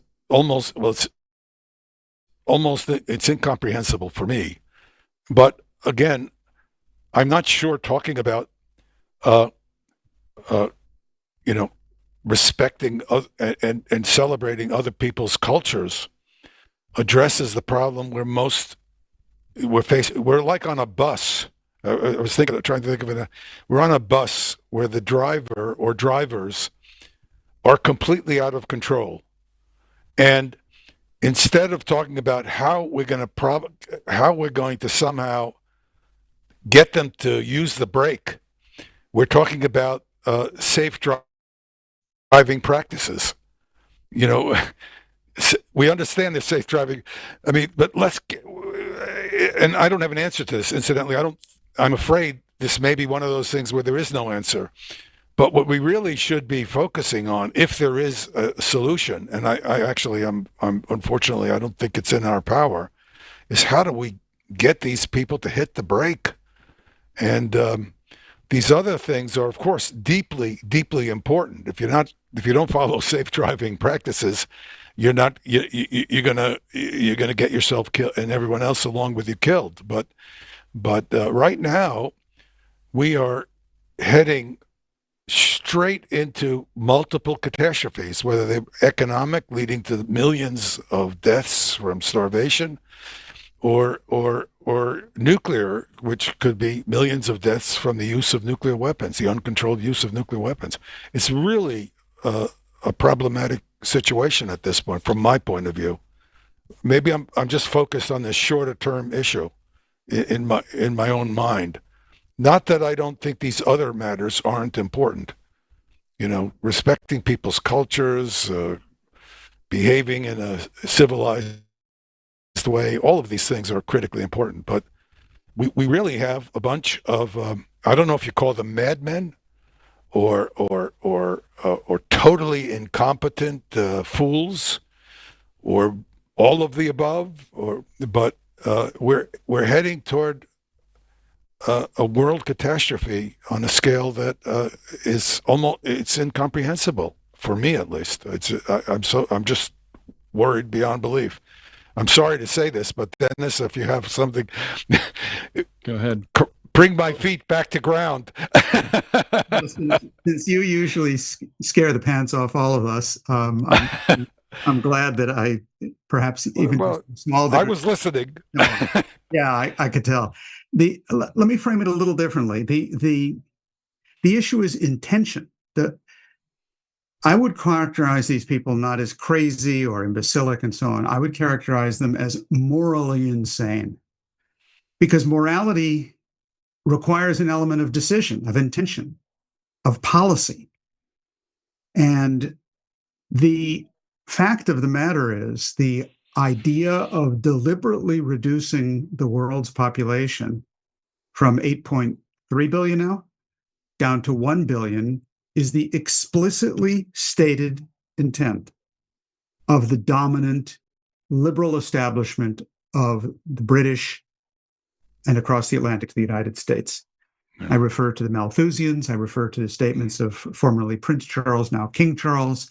I refer to people of that sort who have, like Thomas Malthus, have argued with a level of scientific ignorance that only matches their immorality, that, sure, let's go ahead and reduce the population to 1 billion. And needless to say, we'll start with the brown and the black and the yellow people. Right. But that is their stated intention and policy. And the difficulty that most of us have is we can't imagine any human being actually thinking like that. But they do. And those same circles actually are intentionally trying to provoke a nuclear conflict with Russia, the United States and Russia, because they actually think that they can come out on top of the rubble. They say it. I mean, this is not like we've listened in on some secret hearings and so on. This is what they say. They say it openly. The reason for emphasizing this issue of intent is because it also provides the solution to the problem. Because people will get together to solve these problems, not from the standpoint of some sort of kumbaya and let's all hug each other and we love each other. That's not the idea of a dialogue of civilizations. The idea of a dialogue of civilizations is that a moment of intense civilizational crisis and breakdown affecting all of us, that a sufficient grouping of people come to recognize that there is a need for working together to solve the problem. In other words, people will work together to solve a problem, especially in economics, not simply because they like each other. They may hate each other's guts. Doesn't matter. They know that they will have to work together because the economic problem must be solved and because they will discover in themselves and in others a universal capability, which is what Helga was referring to, of understanding that man's mind is capable of comprehending universal concepts. There is such a thing as a discoverable universal physical principle. And it doesn't matter if you're Chinese or Nigerian or Mexican or American or Iranian, and it doesn't matter what your religion is. Everyone will thrash that out, but we have to thrash it out moving forward to solve the underlying problems of humanity. I think that the very fact that the situation is in such a dangerous situation, such a dangerous crisis, is actually grounds for optimism. Anyone who ever had the pleasure of knowing Lyndon LaRouche knows that in the period of a very short discussion or presentation, he would simultaneously present a world picture to you that was 1,000 times worse than you'd ever imagined that it was. But in that way it was presented, he explained that it was absolutely solvable. And there was grounds for optimism if we simply change the way we approach this. Now, let me just add 1 or 2 points on both the United States population and on what President Ramatar was saying about the Caribbean and South America. The problem with South America and the Caribbean is people are scared blankless. They're completely terrified of what's going to happen to them. Can you blame them? Look at what's gone on in Venezuela, Cuba, and so on. But to the degree to which they realize that they have no future unless they get on a different ship than the sinking Titanic, and to the degree to which that other ship is being built and is visible, which is what the BRICS and the SCO, the Chinese and others are doing, and a plan for development like the Extended Oasis Plan, fear and terror can change into courage in the twinkling of an eye. It's not a long-term extended process. It's like everything else. It's an instantaneous change from fear to courage, from lack of understanding to insight, from desperation to solution. And I think that is the case in South America and the Caribbean today. And I think that most people listening to this will find this the most shocking of all, I think that's the case in the United States. And I agree with you on that. I think the American public is actually waking up. Yeah.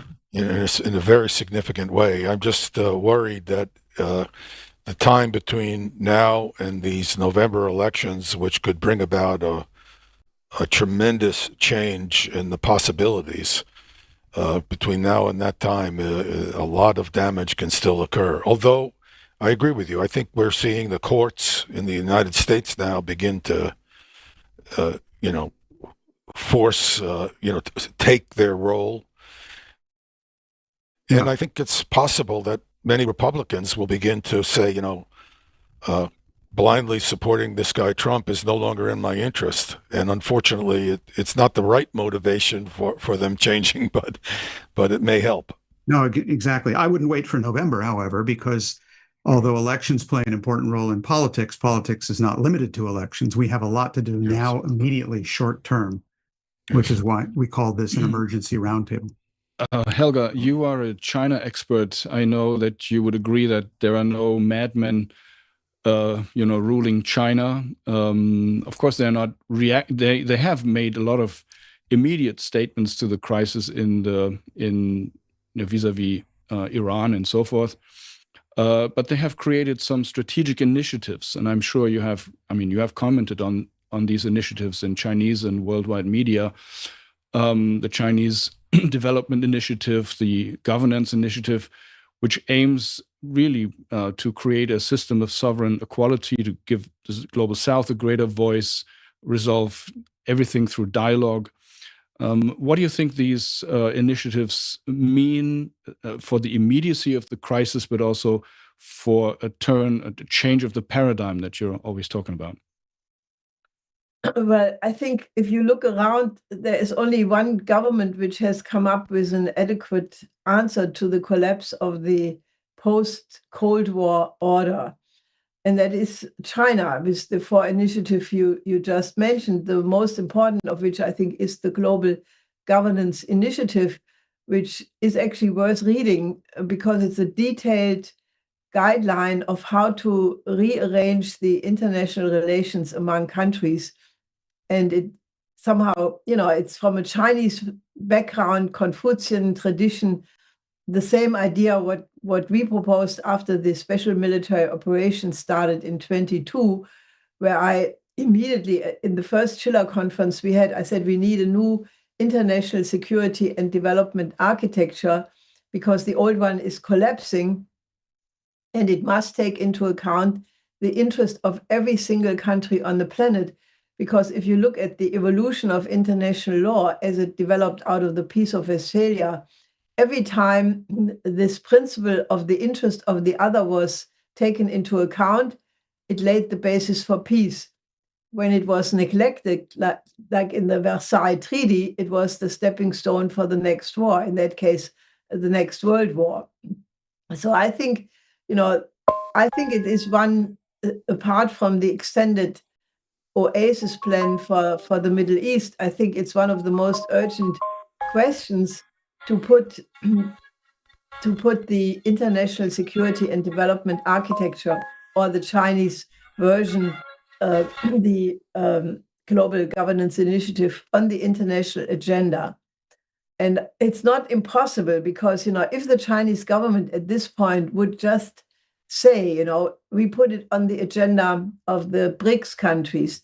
The BRICS are now, I think there are altogether 20 members. Some of them are not so certain, but that is also in a process of change, like the UAE, Saudi Arabia. They are now in a they have to make up their mind, where do they put their fate, in what basket do they put their eggs.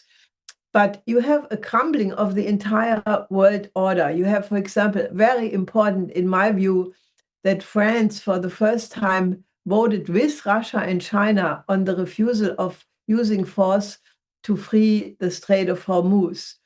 Now, that means, among other things, and I could mention many other arguments to support that, the EU, that which started maybe as a useful project to unify Europe, has long become a supranational bureaucracy acting against the interest of the member states, is disintegrating.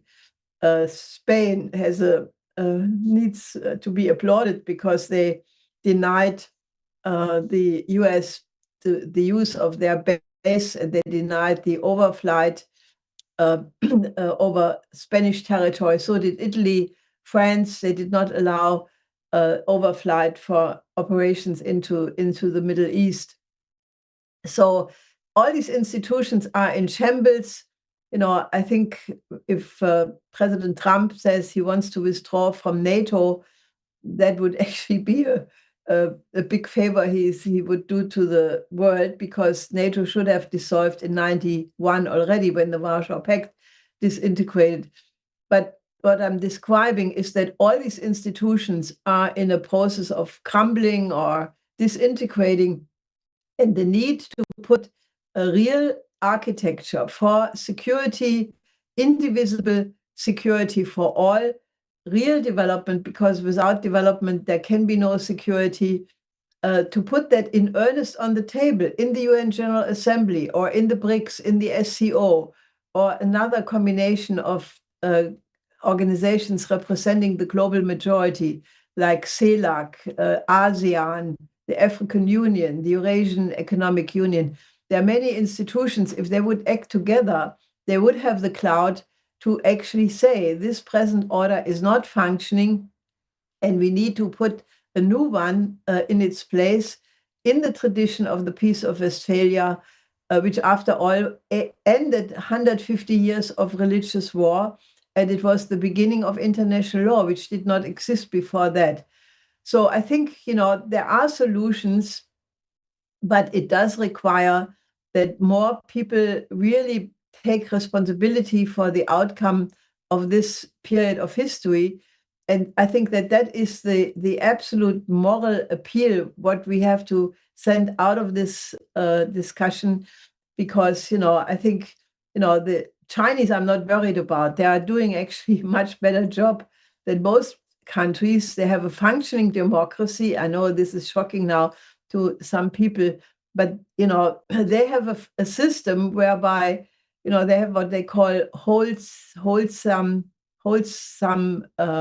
democracy, where it starts on a local level, decisions are made, votes are counted, then it goes to a regional level, the same is repeated there, to a provincial level, eventually to the federal level, and then they have the 2 sessions process of the top leadership of the party. They decide things, but then it goes back down to all of these institutions to the local level for reinforcement and control if the decisions are actually implemented.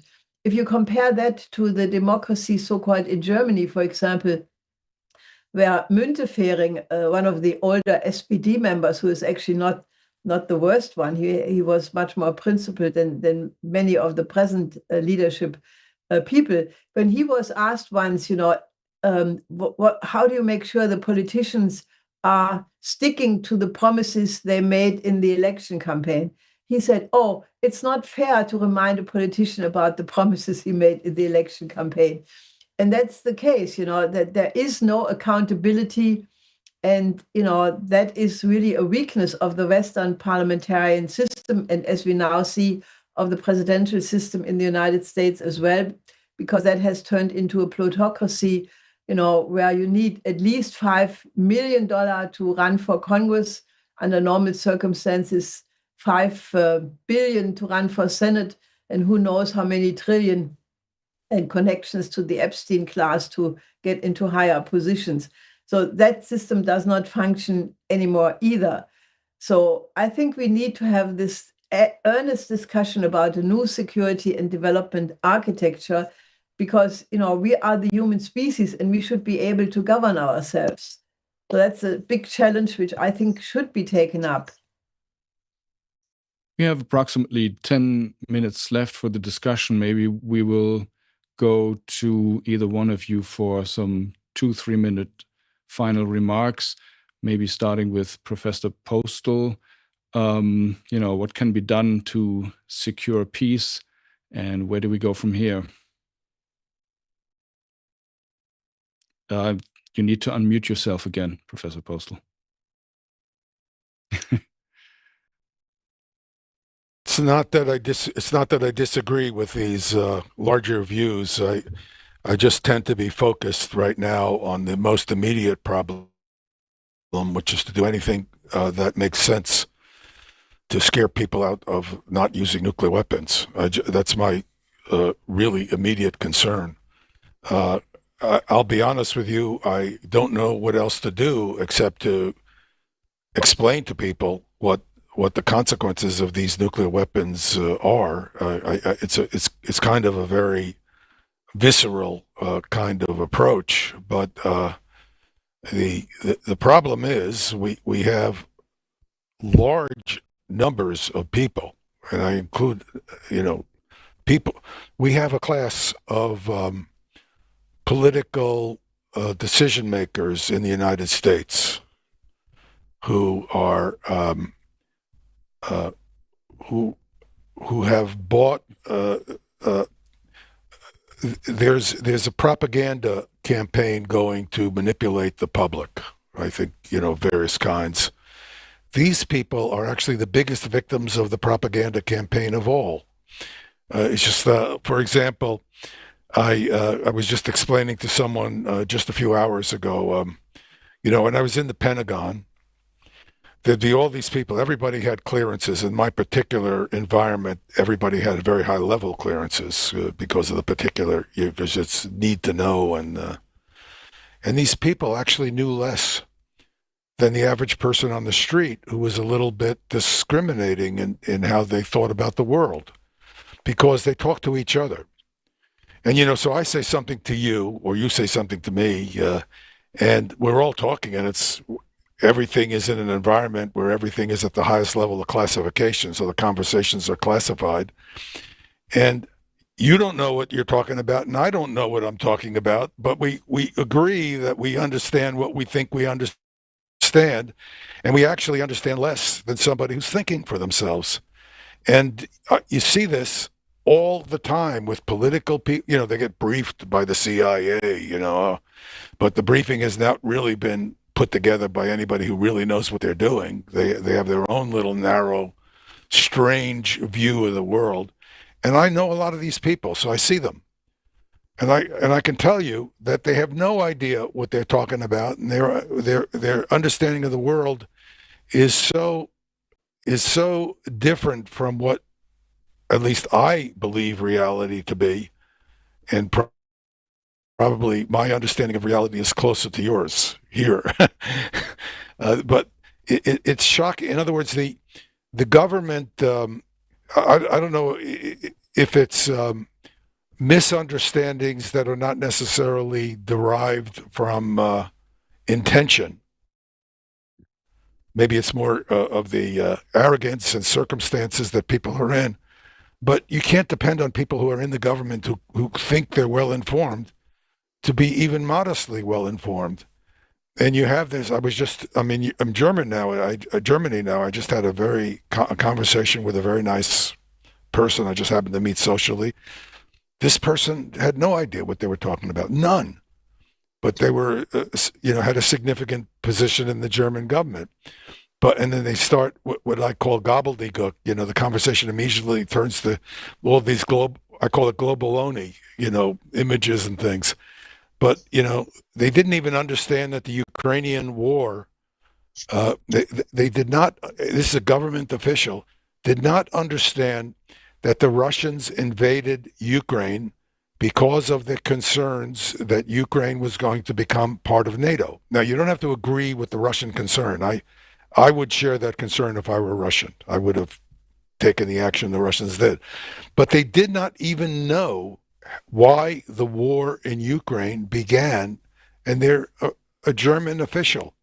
They thought, so this is the level of ignorance you're dealing with on a massive social scale, because these people talk to each other and they think they understand the world. And so I'm very, very concerned about what I see. I'm sorry to be so. No, but German officials are selected by that characteristic to be. Well, I mean, ignorant. it's not just German officials. It is German officials, but their American counterparts are equally out of touch. I'd like to go to President Donald Ramatar. Yeah, I'm sorry. Fortunately, we can only see his picture, Yeah. but we can hear you if you unmute yourself. That's one of my best. Please give us your marching orders.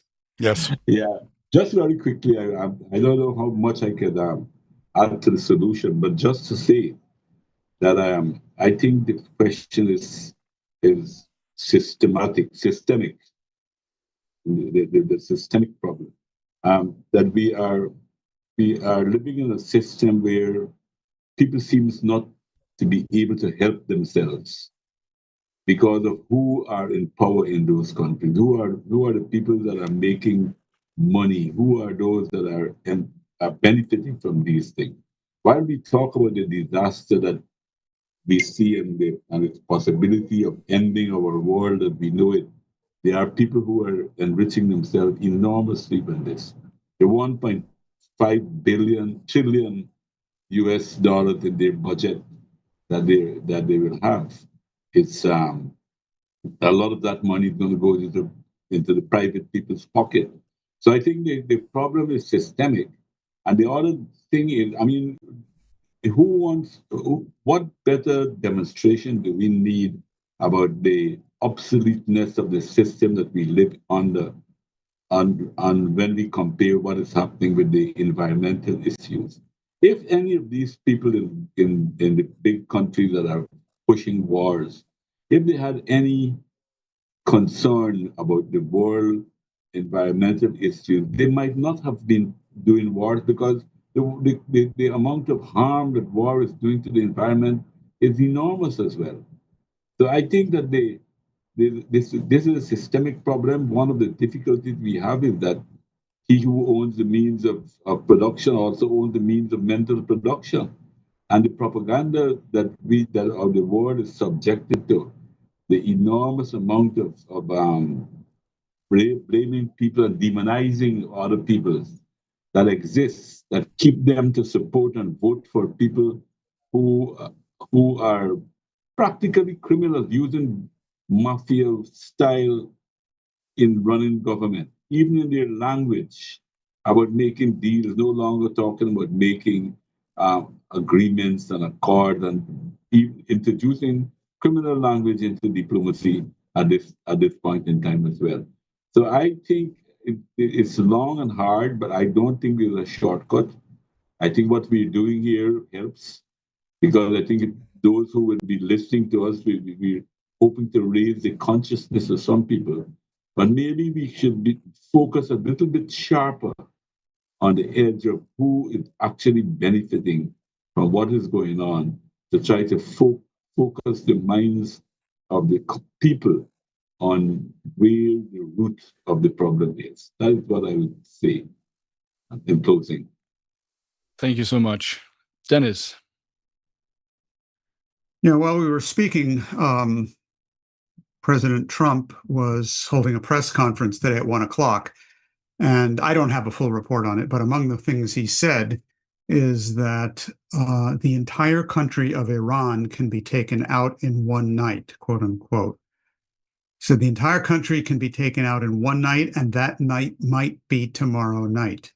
And he gave a new deadline of 8 p.m. Eastern time tomorrow, by which time they have to reopen the Strait of Hormuz and so on and so forth, or their entire infrastructure will be destroyed.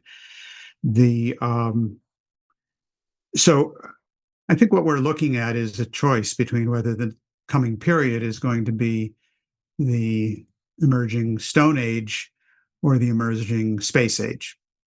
And I'm not only referring to the Artemis II voyage, which is delightful and encouraging and so on, but what that indicates in terms of the reawakening of that which is most characteristic of human beings in every culture everywhere around the world, and the confidence that we're capable of finding and discovering that capability through a dialogue of classical cultures and civilizations to find and implement the solutions to turn the entire world situation around on a dime. It can still be done. It's difficult. Of course, it's difficult, but anything worth doing is by nature difficult. So I think we are at a point where, in the very short term, we're looking at the option of either the space age or the dark age or the Stone Age, as our illiterate president refers to it. He actually put it in the plural. And I think that indicates the task that's before us immediately. We are capable of mobilizing in the very short term, quickly, broadly, extensively, around these deepest of concepts, not of trivial matters, not of secondary issues. It's precisely because everything is now in question that we can and must mobilize broad layers of the population around the deepest issues. And I would just recommend that, as an urgent next step in that discussion process, that people who have not yet done so return and read Helga Zeppler-Rusch's 10 Principles for a New Global Security and Development Architecture. They're not 10 points, they're not 10 ideas or projects, they're 10 principles, which you may or may not disagree with, but the starting point is to realize that we have to talk about principles. Thank you so much. I would like to turn it to Helga Zeppler-Rusch. Please give us your thoughts, your marching orders. What should people do from right after the end of the seminar? Well, I think that when you are confronted with such a horrible perspective, and I can only say, when Trump is saying things like that, it is unbelievable and should wake up the whole world that this is actually not agreeable. This is not. I mean, it's something we should not be tolerated, because we are threatening a whole country practically with extinction.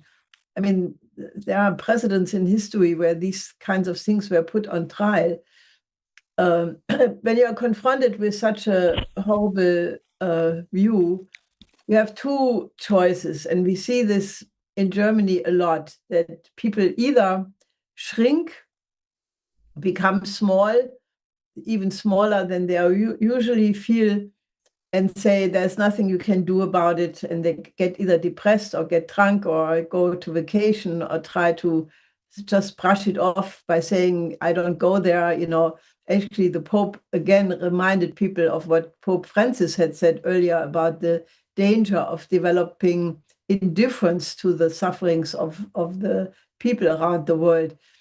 You can either do that you try to somehow deny it in one way or another, or you are reaching into your own soul and look for something better. The notion of the sublime, I mentioned it earlier today, because I think in moments like that, you have to evoke inside yourself a quality of mind which is the sublime, which is the idea that you cannot think about your personal interest, your personal matters, but you have to somehow connect your own activity and your destiny with the larger issue of the human species and what will become out of it. And then Schiller has two beautiful writings on the sublime. One is called About the Sublime, the other one is On the Sublime. And I would advise you, it's still Easter, at least in Europe, it's Easter Monday. Go to your bookcase or download it from the internet, the Gutenberg Project. You can find these writings and read it, because you have to evoke inside yourself this higher quality of being a better angel than usual, because it does require the mobilization of every moral fiber we have, and then go out. The first step should be to take the links of this program, send it out on social media, send it out to all your parliamentarians, Bundestagsabgeordnete, National Assembly members, congressmen, senators, elected officials, mayors, and all other such people, because we have to have a mobilization of a public debate to say no to this pending catastrophe. Otherwise, do not give up on mankind.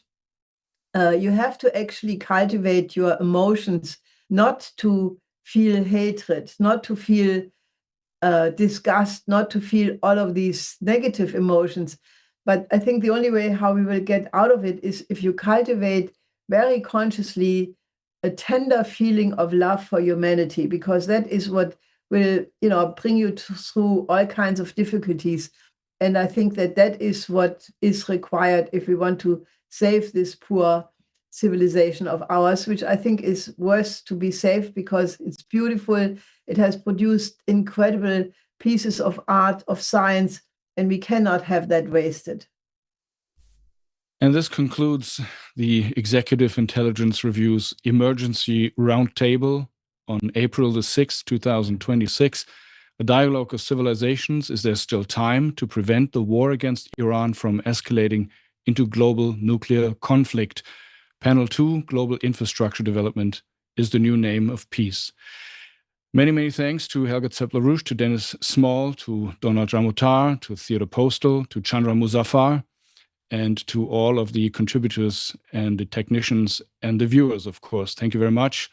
Become a subscriber to our valuable EIR publications, especially the daily electronic newsletter.